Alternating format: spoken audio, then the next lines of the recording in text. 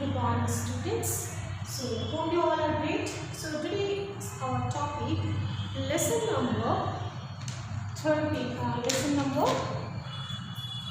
30. महिला की साहस गाथा. यानी महिला की मतलब महिला की सलेटी उसकी साहस गाथा में उसकी brave story. Okay. So here the brave story, whose brave story is there? Okay. So यहाँ इस पाठ का यही आशय है कि महिलाएं भी किसी से कोई कम नहीं है, वो भी मर्दों के जैसे काम कर सकती हैं और मर्दों की तरह ही वो बहुत कामयाब हो सकती है। और आज के तारीख में महिलाएं बहुत कामयाब हो चुकी हैं। जैसे यहाँ इस पाठ का आशय यही बताता है कि इस पाठ में बच्चों को, इस पाठ से हमें बच्चों को क्या सीख मिलती है?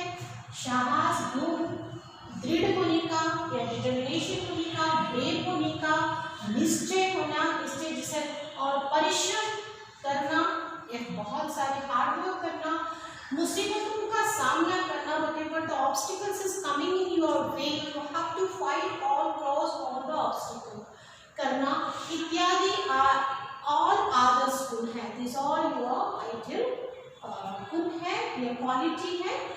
इसके साथ हिमालय की चोटियाँ की जानकारी मिलती है. Apart from this we will get the knowledge of Himalaya. Okay, do you know all of Himalaya? Here the main question is मेहनत का फल हमेशा मीठा होता है. यदि मेहनत करोगे तो फल अवश्य मीठा ही होगा. सो यहाँ पे हम जिसके बारे में बात कर रहे हैं, लेट्स डिस्कस अबाउट पहली महिला एवरेस्ट विजेता विजेंद्री पाल को एवरेस्ट की चोटी पर चढ़ाने वाली पहली भारतीय महिला होने की गौरव प्राप्त हुआ. विजेंद्री का जन्म साधारणतः भारतीय परिवार में हुआ था. जो विजेंद्री पाल थी वो एक साधारण परिवार से बिलोंग करती थी. उनका और उन्होंने जो काम कर दिखाया, जो माउंट एवरेस्ट में जो पहली महिला थी जिसने माउंट एवरेस्ट तक पहुंची, उनका नाम है विजेंद्री पाल. जो मर्द करती है उन्होंने एक महिला होने के नाते उन्होंने अपने साहस,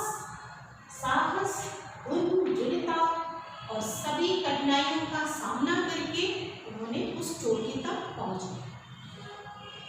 पिता किसान, पिता का नाम था, उनका पिता का नाम क्या था?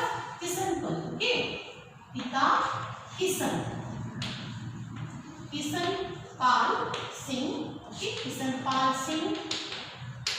और माता का नाम हंसा देवी. माता कौन थी? माता हंसा देवी, उनका नाम था हंसा देवी. सो माँ हंसा देवी नेगी था उनका नेगी. सो हंसा देवी नेगी. सो उनका जन्म और वो पांच संतानों में से या तीसरी संतान थी. इनका यानी कि किशनपाल और हंसा देवी के 5 संतान थे. They have five children. In this, among these 5 children, Vijendri Pal is a third one. Okay, third child. ये तीसरी है. विजेंद्री के बड़े भाई को पहाड़ों पर जाना अच्छा लगता था. विजेंद्री का जो बड़ा भाई था, elder brother, so he is like to go वैसे एवरेस्ट में जाना उनको बहुत, माउंटेन्स जो चढ़ना उनको बहुत पसंद था. तो भाई को देखकर उन्होंने निश्चय किया, जब उन भाई इस तरह जाते थे ट्रैक पर जाना या कोई चोटी तक पहुंचना, इस तरह जब भी करते थे, उनका भाई को देखकर वो भी बहुत इंस्पायर हुए और उनको लगा कि मैं भी जाऊँ. तो इस तरह किसी से पीछा नहीं रहेगी और बेहतर कर लेकर दिखलाएगी. इसी बच्चे से उन्होंने परीक्षण लेना शुरू कर दिया. और जब उनके मन में एक दृढ़ संकल्प आ गया कि मुझे करना है, तब उसने प्रशिक्षण लेना शुरू किया, यानी ट्रेनिंग लेने के लिए शुरू किया. विजेंद्री को बचपन में रोज 5 किलोमीटर पैदल चलकर स्कूल जाना पड़ता था. Every day she walks 5 kilometers to reach the school. उनको 5 किलोमीटर चलने के बाद ही वो स्कूल पहुंचती थी। इसी दौरान उन्होंने कालानाग पर्वत की चढ़ाई की। इसी दौरान जब हम स्कूल जाते थे ऐसे ही समय में मतलब उन्होंने एक पर्वत का सामना किया है। उस पर्वत का नाम है कालानाग। ओके, कालानाग का उन्होंने इस पर्वत का सामना किया और ये है इस पर्वत का सामना उन्होंने 1982 में किया था। 1982 में उन्होंने गंगोत्री ग्लेशियर 6672 मीटर का जो ग्लेशियर है उसमें गंगोत्री ग्लेशियर जो है उसने भी पार किया। ग्लेशियर को उसने जो 6672 है उसे भी उन्होंने क्रॉस किया। उसके बाद उसने रूट गौरे की एक चढ़ाई की। रूट गौरे की चढ़ाई और रूट गौरे की चढ़ाई कितना था? रूट गौरे की इसकी चढ़ाई थी 5819 था। तो इस तरह से उन्होंने अपने आत्मविश्वास के साथ एक के बाद एक चढ़ाई शुरू करना कर दी। सो अगस्त 1983 में अगस्त 1983 में उसने अगस्त 1983 में उन्होंने दिल्ली हिमालय पर्वतरोहियों का सम्मेलन हुआ। यहाँ पे दिल्ली हिमालय क्या हुआ था? दिल्ली हिमालय पर्वतरोही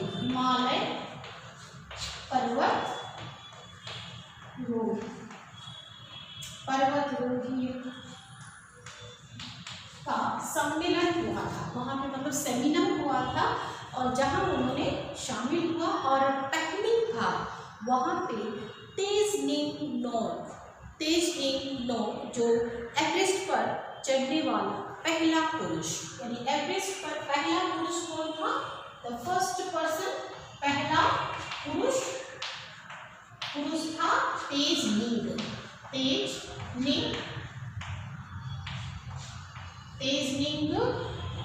नॉर्ग। ओके, तेजनेम नॉर्ग जो पहला चढ़ने वाला था तथा जुखे ताबी और एवरेस्ट का चढ़ने वाला पहला महिला से मिली। वहाँ जाकर उन्होंने मिली और तब उन्होंने संकल्प किया और उन्होंने डिसाइड किया कि उनकी तरह एवरेस्ट पर पहुँचेगी और उन्होंने यही तय कर लिया कि मैं भी उनकी तरह एवरेस्ट पर पहुँचूँ। वो दिन भी आ गया जब 23 मई 1984 को एवरेस्ट पहुंचकर भारत का झंडा फहरा दिया। कब बचिंद्री पॉल ने एवरेस्ट का किया था? 23 मई 1983 में उन्होंने माउंट एवरेस्ट का पार किया था। इसने बचिंद्री पॉल ने। Okay, Bachendri Paul.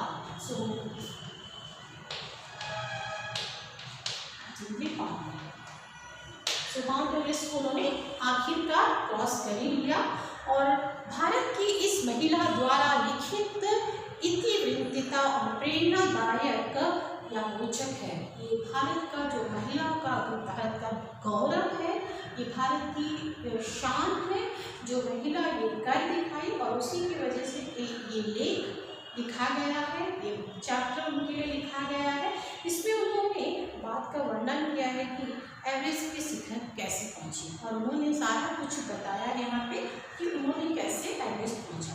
तो पहले सुनिएगा कैसे पहुंचे। तो यहाँ कर्नल कुल्लर जो साउथ पोल तक चढ़ाई के लिए 3 शिखर दलों और 2 समूह बना दिया था। जो कर्नल कुल्लर था जो साउथ पोल का था, जो उन्होंने 3 शिखर बनाया था, जो 3 पीक बनाया था, दलों का अलग अलग टीम बनाया था उन्होंने। और उस टीम में मैं सुबह 4 बजे उठ गई। मैं सुबह 4 बजे, वो बिचेंद्री हमेशा मॉर्निंग को 4 बजे उठ जाती थी और बर्फ़ में पिघलाई और चाय बनाई। बर्फ़ पिघलाई मतलब बर्फ़ को पिघला कर उन्होंने चाय बनाती थी रोज़। सो एवरीडे मॉर्निंग 4 o'clock उठकर पूरा बर्फ़ में रहना पड़ता था और रहकर वहाँ पे मतलब टीम डिवाइडेड कर दिया था। जो उनका हेड था, उनका नाम था कर्नल कुल्लास, ये कुल्लाल, और जिन्होंने 3 शिखर बना दिया था और तीनों शिखरों में बिचेंद्री पाल भी थी। और जो बिचेंद्री पाल सुबह 4 बजे उठकर बर्फ़ को पिघला कर चाय बनाती थी। सो चाय के साथ कुछ बिस्किट्स और आधी चॉकलेट का हल्का नाश्ता करने के पश्चात लगभग 5:30 बजे अपने तंबू से निकल पड़ी। मतलब उसने क्या खाया, 1 कप चाय, 2 बिस्किट और 1 चॉकलेट, इतना ही खाकर सुबह कितने बजे निकल गई, 5 बजे निकल पड़ी। और 5 बजे निकलने के बाद अंगदोवाजी मुझसे पूछा, क्या मैं आपके साथ चलना चाहूँगा। मुझे उन पर विश्वास नहीं था। तब उन्होंने उनको दोरजी नाम का किसी ने, उनको एक व्यक्ति ने पूछा कि क्या मैं आपके साथ चल सकता हूँ। तो बिचेंद्री पाल को उनके ऊपर विश्वास नहीं था, तो उन्होंने साफ कह दिया कि साथ ही हो तो साथ में आरोहण क्षमता का कर्मठता के बारे में आश्वस्त थी। सुबह 6-6:30 बजे तक दोरजी और मैं साउथ पोल पर बाहर निकले तो दिन ऊपर चढ़ गया। जब उन लोगों ने दोरजी और बिचेंद्री पाल 6:30 को जब बाहर निकले तो मतलब दिन चढ़ गया था, दिन मतलब निकल गया था, क्योंकि उन लोग बहुत ही डार्क टाइम में अर्ली मॉर्निंग को निकलते थे। हल्की हवा चल रही थी और थोड़ी हवा भी चल रही थी, ठंड बहुत अधिक थी। हमने बगैर रस्सी ही चढ़ाई की और बिना रस्सी का हमने चढ़ाई करना शुरू कर दिया। सो बिना रस्सी का कैसे चढ़ते हैं, जो स्टिक लेकर हम लोग चढ़ते हैं उस तरह से चढ़ाई करना शुरू कर दी। और अंगदोरजी एक निश्चित गति से हुए बर्फ के सीधे ढलाऊ चट्टान इतने सख्त और बुरबुरी थी मानो शीशे की चादर बिछी हो। हमें बर्फ काटने के लिए फावड़े का इस्तेमाल करना पड़ता, मतलब इतना वहाँ पे बर्फ जमा हुआ था और इतनी बर्फ जमा हुआ था कि वहाँ से चढ़ाई जब करनी है तो हमें बर्फ को काट कर जाना पड़ता है। लेकिन बर्फ सख्त हो गई है, so hard, it is unable to cut this. तो उसके लिए हमें फावड़े की ज़रूरत पड़ती थी और फवाड़े की ज़रूरत है, लेकिन फवाड़े तो नहीं था। सो 2 घंटे से कम समय से ही हम शिखर के कैंप तक पहुंच गए और उन लोगों ने 2 घंटे में ही कहाँ पहुँचे, शिखर कैंप में पहुंच गए। थोड़ी चाय पीने के बाद और थोड़ी सी चाय पिए और पीकर पीछे मुड़कर पूछा, क्या तुम थक गई हो। दोरजी ने बिचेंद्री से कहा कि क्या तुम थके। जवाब दिया कि नहीं। यह सुनकर बहुत आश्चर्यजनक और आनंदित हुई और वो दोरजी बहुत ही आनंदित और आश्चर्यजनक हुई कि थकी नहीं है लेकर। थोड़ी चाय पीने के बाद हमने पुनः चढ़ाई शुरू कर दी। After have some tea again they started for walk. और उसके बाद लाहौट और नायलॉन की रस्सी लाया और नायलॉन का कुछ रस्सी होता है उसे लेकर आया। इसलिए दोरजी मैं रस्सी के सहारे चढ़े, जबकि एक हाथ रस्सी पकड़े हुए और बीच में चढ़ा। इस तरह से दोनों ने चढ़ाई की। जब जाते जाते देखा कि ऑक्सीजन की प्रति मिनट दर से लेकर चढ़ रही है। मेरे रेगुलेटर पर जैसे ही उसमें ऑक्सीजन की आपूर्ति बढ़ाई, मुझे कठिन चढ़ाई आसान नहीं लगी, क्योंकि अभी जितने हम लोग ऊपर तक पहुँचते हैं हमें ऑक्सीजन की बहुत ज़रूरत होती है, क्योंकि वहाँ ऑक्सीजन हमें नहीं मिलता है जितने हम, क्योंकि अभी हिमालय कैसे होते हैं, हिमालय बहुत चोटी बहुत ऊपर जाना पड़ता है, जब जितने ऊपर हम जाते हैं हमें ऑक्सीजन नहीं प्राप्त होता, तो हमें ऑक्सीजन लेकर जाना पड़ता है, ऑक्सीजन के सहारे जाना पड़ता है। तो फिर दक्षिणी शिखर के ऊपर हवा की गति बढ़ रही थी। जो दक्षिणी शिखर है, तो जो दक्षिण डायरेक्शन है यानी कि साउथ डायरेक्शन, वहाँ पे हवा बहुत तेज चल रही थी। ऊंचाई पर तेज हवा की झोंके इतनी पिक में है और वहाँ पे इतना तेज हवा चल रहा था कि जिसमें कुछ भी नहीं दिखाई दे रहा था। जहाँ कुछ दिखाई सब कुछ ओझल दिखाई दे रहा था। दानव एकदम सीधी नीचे चली गई। मेरे सांसों मानो एकदम रुक गई।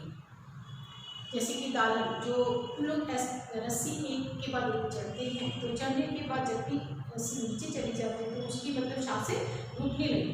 मुझे लगा कि सफलता बहुत नज़दीक है। सफलता, अब जैसे कि आप सफलता के बहुत नज़दीक होकर वहाँ कोई इंसिडेंट होता है तो आपको बहुत घबराहट होती है, क्योंकि इतनी सफलता, इतनी मेहनत से यहाँ तक पहुँचने के बाद और मंजिल करीब है, इतनी करीब होने के बाद वहाँ तक नहीं जा पाए तो बहुत हमें कष्ट होता है। सो मंजिल बहुत करीब है। और 23 मई 1984 के दिन दोपहर को 7 बजे यानी कि दोपहर को 1 बजकर, दोपहर को उन लोगों ने कब मिला उन्हें, मई को दोपहर को 1 बजकर, दोपहर 1 बजकर 7 मिनट में उन्होंने वहाँ पहुँच गए। कहाँ पहुँचे? माउंट एवरेस्ट पर पहुँचे, चोटी पहुँचने लगे और प्रथम भारतीय महिला थी और इनको प्रथम महिला का सर्टिफिकेट दिया गया, जो हमारे भारत की गौरव है। एवरेस्ट की चोटी पर इतनी जगह नहीं थी और एवरेस्ट जहाँ मतलब उन लोगों ने पहुँचा और जहाँ उन्होंने झंडा लहराया, जो इंडिया का झंडा लहराते हैं, वहाँ जब लहराया वहाँ पे इतनी प्लेस नहीं थी कि 2 व्यक्ति एक साथ खड़े हो सके। जहाँ मतलब दोनों, क्योंकि दोरजी और बिचेंद्री गए थे, सो दोनों को खड़े होने के लिए इतना जगह नहीं था, इतना प्लेस नहीं था। सो चारों तरफ हजारों मीटर लंबी सीधी ढलान के देखते हुए हमारे सामने मुख्य प्रश्न सुरक्षा का था। मतलब ढलान मतलब जैसे कि हम इतनी पीक से देखते हैं और नीचे देखते हो और ये पूरा बर्फ है, थोड़ा भी आप कहीं मिस्टेक करते हो तो पूरी तरह चले जाओगे, फिसल जाओगे। तो जब इसके लिए बहुत ही केयरफुली और चल आना पड़ता है। जब रिटर्न आओगे, चढ़ना अलग होता है, जब रिटर्न आते हैं उस और भी स्किट होने का चांसेस रहता है। फव्वारे के पहले बर्फ की खुदाई कर अपने आप को सुरक्षित रूप से उसके बाद क्या, पहले उन्होंने सारे बर्फ को डिग करने लगा, क्योंकि यदि बर्फ पूरा प्लेन है तो it's very difficult to walk. So यदि उसको पूरा डिग कर देते हैं तो क्रश कर देते हैं तो उसमें थोड़े बहुत चल सकते हैं। तो इसके बाद घुटनों के बल बैठी और उसने घुटनों के बल मतलब 2 घुटनों के बल उन्होंने बैठा और बैठकर बर्फ पर अपने माथे को लगाकर, बर्फ को अपने माथे में इस तरह लगाया और मैंने सागरमती ताज का चुंबन किया। जो सागरमती ताज है उसको उन्होंने चुंबन किया, किश किया और बिना उठे ही मैंने अपने थैले से हनुमान चालीसा और दुर्गा माँ की चित्र निकाला और बिना उठे मतलब विदाउट स्टैंड और take out the Hanuman Chalisa और दुर्गा का एक चित्र यानी पिक्चर निकाल कर पूजा करने लगी। छोटी सी पूजा करके बर्फ से दबा दी। वहाँ पे उन्होंने पूजा किया और उसे वहीं पर बर्फ से दबा दिया। उठकर मैं रज्जु नेता यानी अंग दोरजी के प्रति आधार भाव से झुकी, क्योंकि वो इनिशियल उनको विश्वास नहीं की, उसके बाद उनका उसने सम्मान किया और आधार भाव से उनके आगे झुकी। मुझे गले लगाया गया और कुछ देर बाद सोनम फुलझर पहुँचे। उन्होंने फोटो लिया। इस समय का जो हमारे नेता के एवरेस्ट पर पहुंचने का सूचना दे, तो तब मेरे हाथ में वॉकी टॉकी दिया गया। सो उनको क्या किया, जो जब सारे मिनिस्टर्स को, सभी लोगों को जब ये समाचार पहुंचने लगा, तो उनको एक वॉकी टॉकी दिया गया और कर्नल फुल्लार ने मुझे बधाई दी। जो उनका टीम वो रन करते थे, उन्होंने बधाई दिया और देश को तुम पर गर्व है। और उन्होंने कहा the country is pride for you. So आप बहुत गर्व है।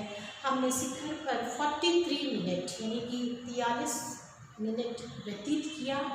उतने ऊपर पर शिखर पर उन्होंने समय स्पेंड किया 43 मिनट ओके किए और वापस 55 मिनट बनकर आया और अंगदोर्जी में मैं साउथ पोल पर शाम 5 बजे तक पहुंच गए। सब ने साउथ पोल का शिखर तक और वापस साउथ पोल तक की यात्रा चोटी पर रुकने की और 10 घंटे और 40 मिनट को कर्नल फुल्लार के वायरलेस के बाद करते सुना।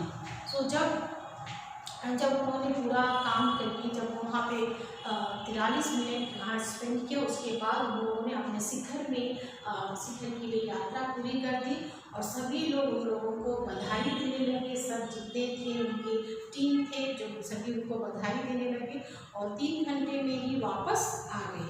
कितने घंटे में? 3 घंटे में वापस आए। उतने में चुस्त दिख रही थी। इतने होने के बाद भी वो तंदुरुस्त दिख रही थी जितने वह आज सुबह चढ़ाई शुरू करने से पहले थी। जैसे उसने माउंट एवरेस्ट का जो पीक में जो जाने से पहले जैसे हेल्थी और जैसे चुस्त थी, वैसे ही रिटर्न आने के बाद भी उतना ही चुस्त, उतना ही वो स्टेमिना उनमें था।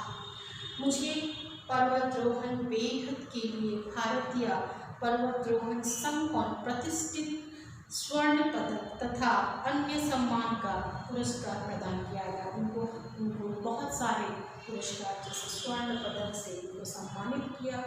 पद्म मंत्री प्रतिष्ठित अर्जुन पुरस्कार का घोषणा भी की और उनको अर्जुन पुरस्कार भी दिया गया। सबको आकर्षक और सम्मान का केंद्र होना मुझे बहुत अच्छा लगा और सभी के बीच में एक आकर्षक सभी लोगों को इतना सम्मान दे रहे थे, जो सम्मान पाकर वो बहुत ही उल्लसित, बहुत ही आनंदित हो रहे थे। इस तरह विजेंद्री एवरेस्ट पहुंचने वाली पहली महिला होने की गौरव प्राप्त किया।